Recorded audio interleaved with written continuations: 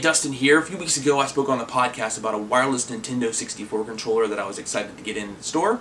Well, I want to go ahead and do a little bit of review on that controller because it's been some time that I've had some time to put into playing some games with it. Well, the first thing I want to go ahead and talk about is the look and the feel of the controller. I know a lot of reproduction controllers out there, they feel different, they feel wrong, and there's something off about them a lot of times, particularly with the way the plastic feels itself. This is what the controller itself looks like.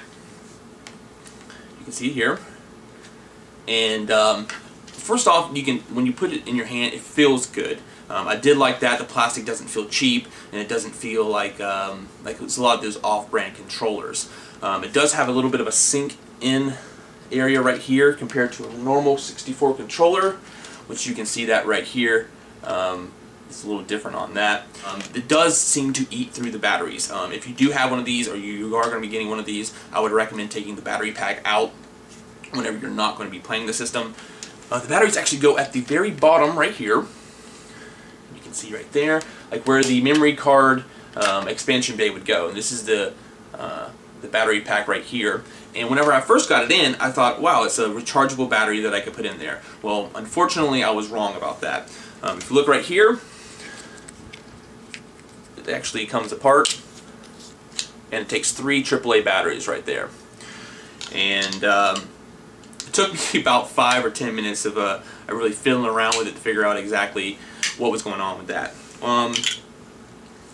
The sync process was very easy, and I was very concerned that it was going to be a bit of an issue with that as well. You press the sync button right in front, right up top right here, and it starts flashing, and then it syncs with the controller one. I didn't have multiple of these controllers. I mean, they are kind of expensive, and I didn't want to go into multiple controllers until I really knew I liked this one or not. One of the problems I did find with the sync cable right here is this part right here fits extremely tight into your 64. So you could either do damage to this or your 64, so definitely be careful. The memory card itself, as you can see right here, fits into the sync bay, and you can load your games that way. That was another one of my concerns, is if the battery pack is going to be in the controller, how am I going to be loading some of my saved games? And well, as soon as I whipped out this part of the controller, was not a problem at all. Getting into the feel of the controller as far as playing with it is a bit of a different story. I started out with Mario Kart 64, and it worked great for that. Everything ran smoothly. I did pretty good, considering that's a different controller that I'm used to playing with. But then I actually switched to a couple of different games because I wanted to get a wide variety of games, or just really stress the controller the most in some of the games that I know that would really test it to the fullest potential of the controller itself. So the next game I played was actually Blast Corps. And as you can see, probably some of the game footage I'm going to put up right here, you can see that I was having problems moving the character around. The game is already hard enough, and if I don't have full range with the joystick, it's going to be a bit of a problem. That was the main issue I've had with the controller, is moving around the joystick.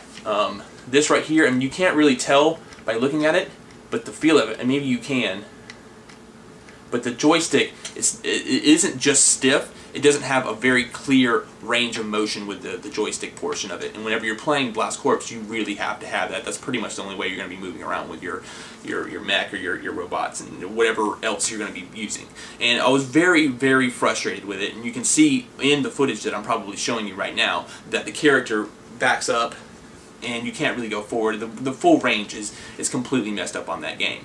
Then I wanted to go ahead and try something else. I know it's another racing game, but I went ahead and threw in Diddy Kong Racing because I knew there was planes in it. And with that, you have to have a greater range of movement whenever you're racing with those planes. And I have the same issue.